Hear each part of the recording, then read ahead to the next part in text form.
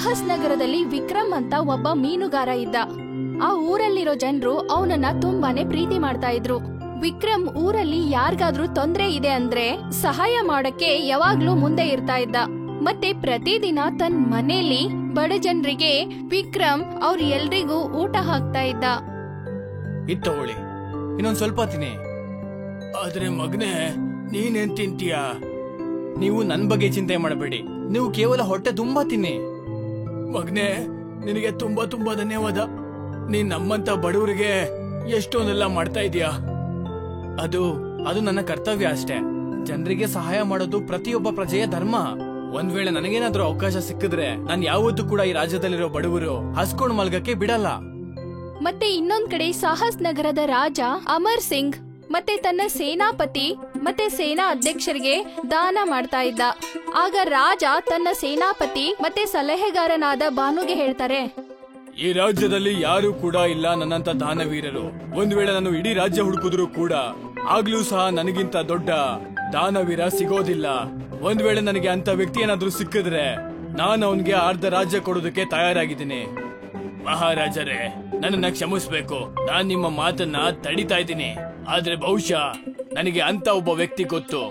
ಅವನು ನಮ್ಮ ರಾಜ್ಯದಲ್ಲೇ ಇರೋದು. ಮತ್ತೆ ಅವನ ಹೆಸರು ವಿಕ್ರಮ್ ಅಂತ. ವೃತ್ತಿಯಲ್ಲಿ ಅವನು ಮೀನು ಹಿಡಿಯೋನಾಗಿರ್ಬಹುದು.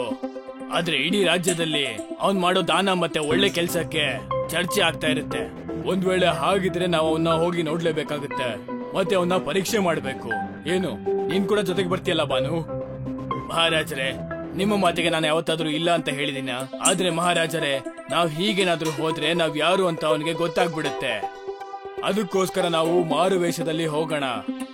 ರಾಜ ಅಮರ್ ಸಿಂಗ್ ಮತ್ತೆ ಬಾನು ಇಬ್ರು ಸಾಮಾನ್ಯ ವ್ಯಕ್ತಿ ವೇಷ ಧರಿಸ್ಕೊಂಡು ವಿಕ್ರಮ್ನ ಭೇಟಿ ಆಗೋಕೆ ಬರ್ತಾರೆ. ರಾಜ ಮತ್ತೆ ಭಾನು ಅಲ್ಲಿ ಬಂದ್ ತಲುಪ್ತಾರೆ. ಮತ್ತೆ ವಿಕ್ರಮ್ಗೆ ಹೇಳ್ತಾರೆ, ಏನಪ್ಪಾ, ನನಗ್ ಸ್ವಲ್ಪ ಸಹಾಯ ಮಾಡ್ತೀಯಾ? ಹಾ ಹೇಳಿ, ಏನ್ ಸಹಾಯ ಬೇಕು ನಿಮ್ಗೆ? ಅದು ನಮ್ಗೆ ಈ ತೀರದಿಂದ ಆ ತೀರಕ್ಕೆ ಹೋಗ್ಬೇಕಾಗಿತ್ತು. ನೀನ್ ನಿನ್ ದೋಣಿಯಲ್ಲಿ ನಮ್ನ ಕೂರ್ಸ್ಕೊಂಡು ಹೋಗ್ತೀಯಾ? ಅದೇನಂದ್ರೆ ಈ ದೋಣಿಯಲ್ಲಿ ಅಷ್ಟೊಂದು ಜಾಗ ಅಂತೂ ಇಲ್ಲ. ಆದ್ರೆ ನಿಮ್ಗಳನ್ನ ನಾನು ನದಿ ದಾಟಿಸಿ ಆ ತೀರಕ್ಕೆ ಕರ್ಕೊಂಡು ಹೋಗ್ತೀನಿ. ಚಿಂತೆ ಮಾಡಬೇಡಿ. ನಿನಗೆ ತುಂಬಾ ತುಂಬಾ ಧನ್ಯವಾದ. ವಿಕ್ರಮ್ ರಾಜ ಮತ್ತೆ ಭಾನುನ ಆ ನದಿ ದಡದಲ್ಲಿ ಕರ್ಕೊಂಡು ಹೋಗ್ತಾನೆ. ಮತ್ತೆ ಭಾನು ವಿಕ್ರಮ್ಗೆ ಹೇಳ್ತಾನೆ, ಧನ್ಯವಾದ ಕಣಪ್ಪ.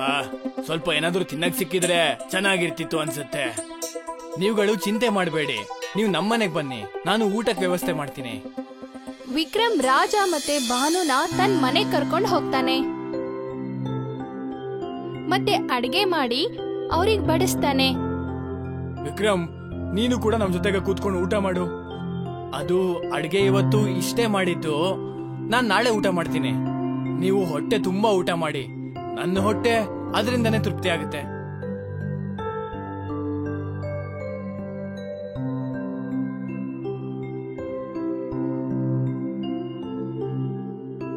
ಊಟ ಕೊಟ್ಟಿದ್ಕೆ ಧನ್ಯವಾದ ವಿಕ್ರಮ್. ಈಗ ನಾವುಗಳು ಹೊರಡೋ ಸಮಯ ಆಗಿದೆ. ಇವಾಗ ನೀವ್ ಎಲ್ಲಿಗೆ ಹೋಗ್ತೀರಾ? ಈಗ ತುಂಬಾ ತಡವಾಗಿದೆ. ಇವತ್ ನೀವು ಇಲ್ಲೇ ಮಲ್ಕೊಳ್ಳಿ. ರಾಜ ಮತ್ತೆ ಭಾನು ಅವತ್ ರಾತ್ರಿ ಅಲ್ಲೇ ಉಳ್ಕೋತಾರೆ. ಮತ್ತೆ ಬೆಳಿಗ್ಗೆ ವಿಕ್ರಮ್ ಎಚ್ಚರ ಆಗೋಕ್ಕಿಂತ ಮುಂಚೆನೆ ಅರಮನೆಗೆ ಹೋಗಿ ತಲುಪ್ತಾರೆ. ಮತ್ತೆ ತಮ್ಮ ನಿಜವಾದ ವೇಷದಲ್ಲಿ ಬದಲಾಗ್ತಾರೆ. ಮತ್ತೆ ರಾಜ ಅಮರ್ ಸಿಂಗ್ ವಿಕ್ರಮ್ಗೆ 2 ದಿನದ ಮೇಲೆ ಅರಮನೆಗೆ ಬರಕ್ಕೆ ಆಮಂತ್ರಣ ಕೊಡ್ತಾರೆ.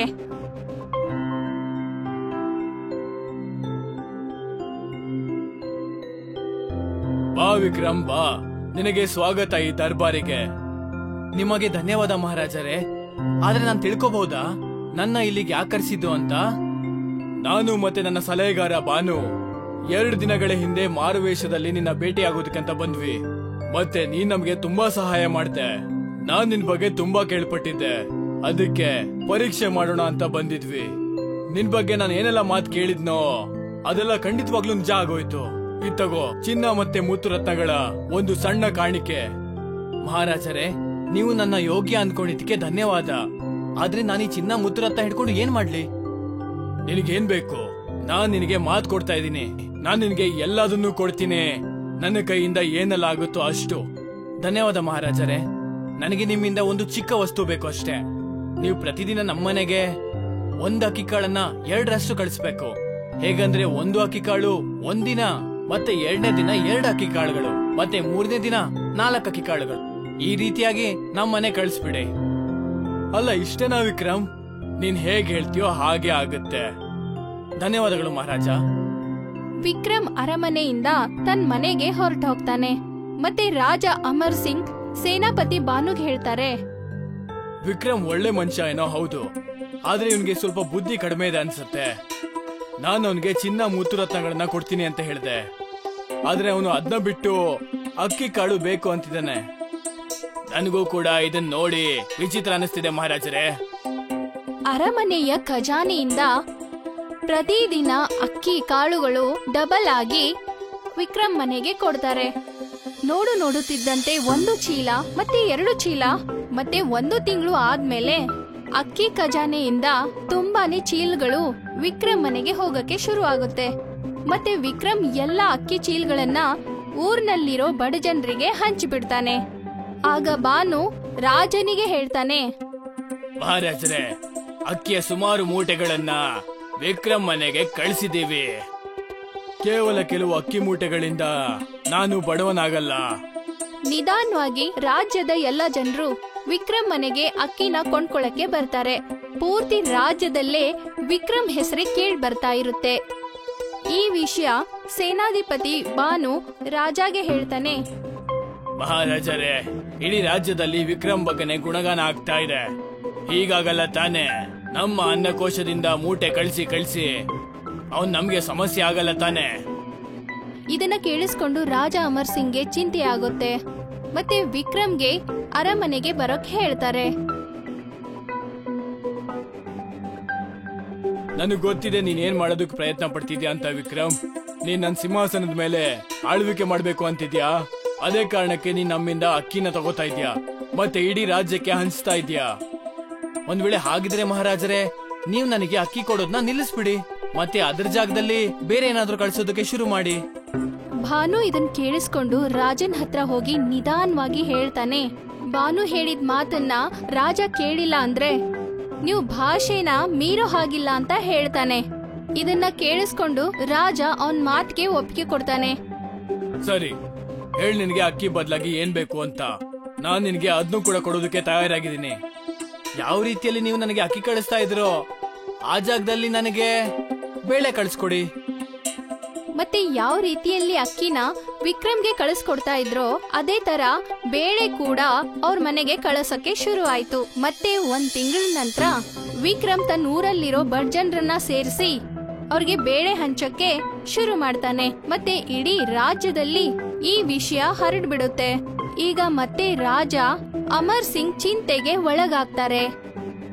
ನಾವೀಗ ಏನಾದ್ರೂ ಒಂದು ಮಾಡ್ಲೇಬೇಕು, ಇಲ್ಲ ಅಂದ್ರೆ ನಾವೇ ತಿನ್ನೋದಕ್ಕೆ ನಮ್ಗೆ ಏನು ಕೂಡ ಉಳಿದಿರೋಲ್ಲ.